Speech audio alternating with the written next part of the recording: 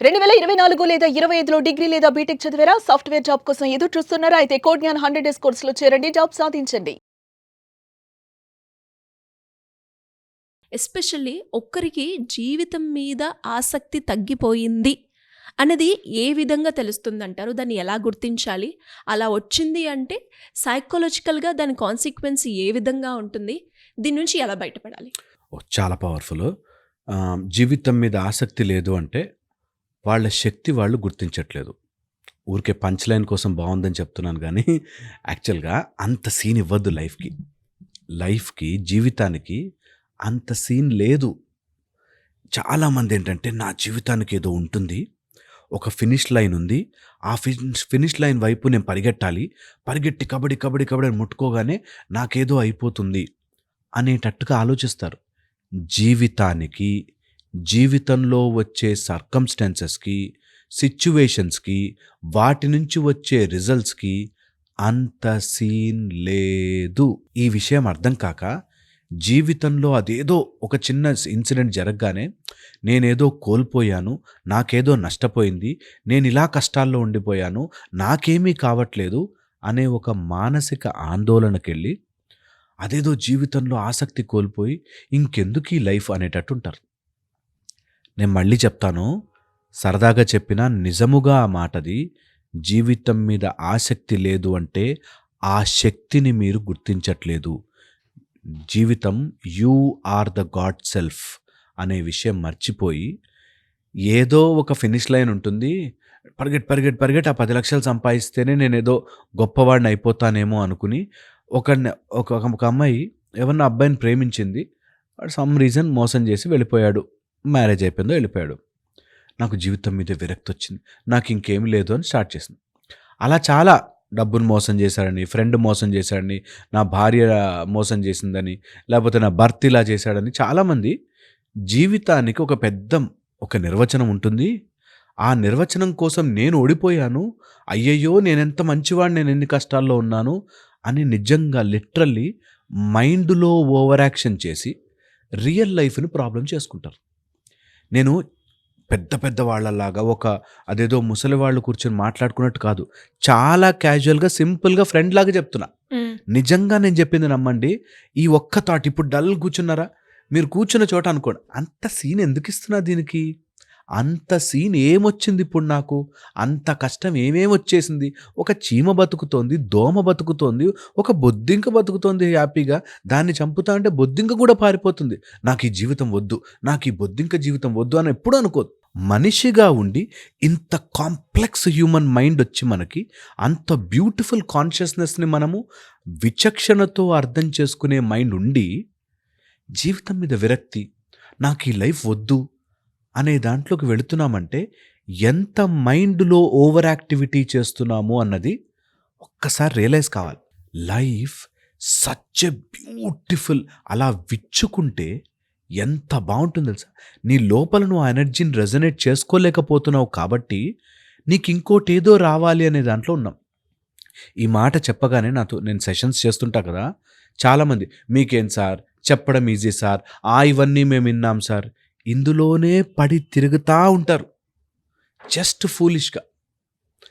ఎన్ని రోజులు అట్లా మిమ్మల్ని మీరు పుష్ చేసేసుకుని ఇంకేం కాదు, ఇంకా లైఫ్ ఇంతే, నాకు విరక్తి వచ్చేసింది, నేను అనుకున్నట్టుగా జరగలేదు, ఎన్ని రోజులు బ్రతుకుతారు ఇలాగా?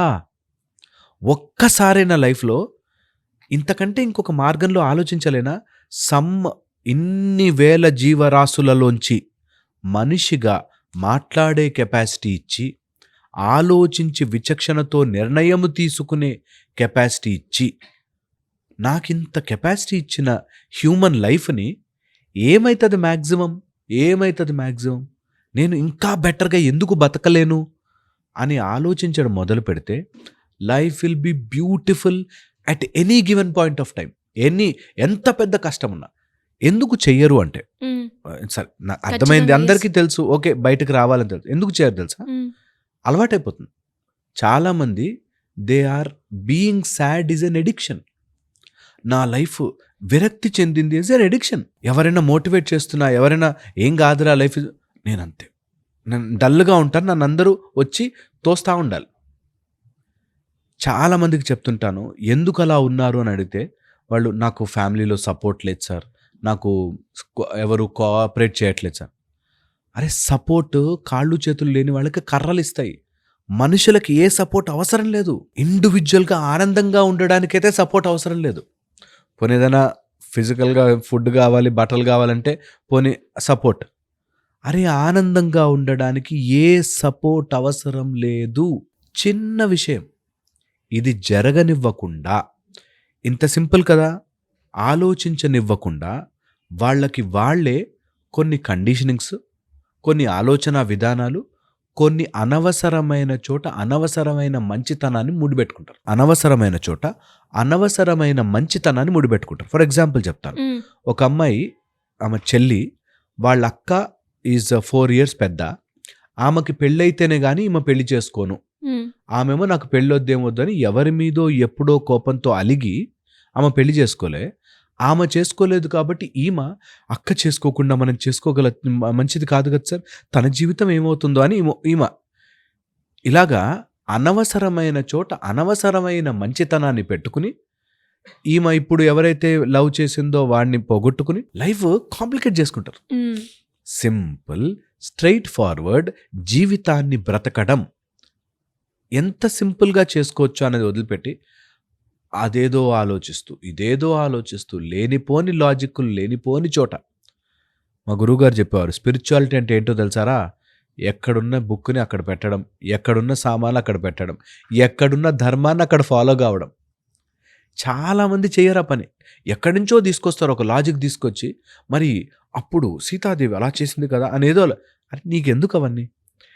ఏం చెయ్యాలి అన్నది నీ ఆనందానికి అడ్డు కాకుండా నీ లైఫ్ని ప్రోగ్రెస్ అవుతూ ధర్మాన్ని ఫాలో అవ్వాలి. చాలా సింపుల్ అండ్ ఈజీ. కన్ఫ్యూజ్ అయిపోతారు, చాలా కన్ఫ్యూజ్ అయిపోతారు. నాకు ఆశ్చర్యం వేస్తుంది ఏంటంటే, లైఫ్ని నాకు విరక్తి వచ్చింది, నాకు ఈ లైఫ్ వద్దు, నాకు అసలు I cannot come out of అనే ఆలోచనలు వస్తున్నాయంటే నీకు అసలు లైఫ్ అంటే అర్థం కాలేదు బాస్. లైఫ్ అంటే అర్థం కాలేదు. నేను ఎగ్జాంపుల్ చెప్తున్నా కదా, పుట్టగానే అన్ని అష్టైశ్వర్యాలు ఇచ్చేసి, అన్నీ ఇచ్చేసి, డబ్బులు ఇచ్చేసి, ఆస్తి ఇచ్చేసి, కోట్లు ఇచ్చేసి, నీకు ఫుల్గా అన్నీ ఇచ్చేసినా నువ్వు హ్యాపీగా ఉండలేవు. మన లైఫ్లో ఒక ప్రాబ్లం వచ్చి అది దాటితేనే హ్యాపీనెస్. ఇది అర్థం చేసుకోవాలి. ఇది అర్థం చేసుకున్న రోజున life will be beautiful. Sir మీరు అన్నట్టుగానే ఈ స్టేజ్లో ఉండి బయటపడడానికి ట్రై చేసినా అక్కడే ఆగిపోతూ ఉంటారు. నేను ట్రై చేశాను అనుకుంటారు, బట్ ట్రై చేయరు, అక్కడే ఆగిపోయి ఎంతమంది ఎన్ని రకాలుగా మోటివేట్ చేసినా ముందుకు రావడానికి అక్కడ ఎలాంటి రిజల్ట్ వాళ్ళ దగ్గర వాళ్ళు చూడలేరు. ఇలా జరుగుతుంది అని మీరు చెప్పడం జరిగింది. మరి దీని నుంచి బయటపడడానికి నిజంగానే ఈ వీడియో చూసి నేను ఈ ప్రాబ్లంలో ఉన్నాను, నేను ముందుకెళ్ళాలి అనుకుంటున్నాను, నేనేం చేయాలి, ఎలా బయటపడాలి? There are so many methods. మనము ఎలాంటి లైఫ్కి సంబంధించి వరి అయిపోయి టెన్షన్ అయిపోయి ఎలాంటి పనులైనా సరే మనం దాటి బయటకు రావచ్చు.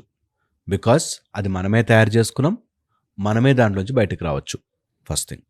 రెండోది, ఇలా ఓవర్ ద వీడియో చెప్పానంటే సగం విని సగం అర్థం చేసుకుని సగం వాళ్ళ ఇంటర్ప్రిటేషన్ యాడ్ చేసుకుని సగం మాకు ఆయన ఇంకోలా చెప్పాడని ఈయన ఇలా చెప్పాడని అన్నీ కలగలిపి ఒక మిక్చర్ చేస్తారు. అందుకని ఒక పర్టికులర్ కోర్స్ ఒక 7 days 1 hour నేను చెప్పినట్టుగా ఫాలో అవ్వండి. ఒక 41 days నేను సపోర్ట్ చేస్తాను. I will life coach them. ఎలా వాళ్ళ జీవితంలో 41 days ఎలా వాళ్ళ జీవితంలో ఎవ్రీడే ప్రోగ్రెస్ ఎలాగా అన్నది నేను ట్రైన్ చేస్తాను. ఒకవేళ ఇది అర్థమైతే life will be much more stronger and beautiful. Okay, ఇది మనం కోర్స్గా చేస్తున్నాము. కింద రిజిస్ట్రేషన్ లింక్స్ ఇస్తారు, లింక్ ఫాలో అవ్వండి, కాల్ చేయండి, నెంబర్ తీసుకోండి, రిజిస్టర్ అవ్వండి. దెన్ నేను చెప్పిన 1 week అంత శాంతం వినండి విత్ అన్ ఓపెన్ మైండ్. నేను చెప్పే మెథడాలజీస్, నేను I'm going to give them techniques, life equations. ఆ ఈక్వేషన్స్ని ఫాలో అవ్వండి. చాలా ఈజీగా బయటపడిపోతారు. ఇది ప్రాబ్లం కాదు. ఓన్లీ థింగ్ వాళ్ళ దగ్గర నుంచి సిన్సియారిటీ కావాలి, డెడికేషన్. నేను చేస్తా, ఎస్ దాటుతా అని. అండ్ థర్డ్, పిచ్చి సుత్తి లాజిక్లు మైండ్లో పెట్టుకుని బతకకండి. ఏవో లాజిక్లు ఎప్పటి నుంచో ఆయన అవ్వదులే, నాతో కుదరదులే, అయిపోతుంది. ఒక్కసారి మీ జీవితంలో రుచి చూడాలి కదా, దట్ నేను ఇంకెంత బాగా బతకగలను, ఇంకెంత నా ఆరాస్ పెంచుకోగలను, ఇంకెంత నా లైఫ్లో సక్సెస్ చూడగలను, ఇంకెంత నేను స్ట్రాంగ్గా ఉండగలను అనేది మీ లైఫ్లో చూడాలంటే ఖచ్చితంగా రిజిస్టర్ అవ్వండి.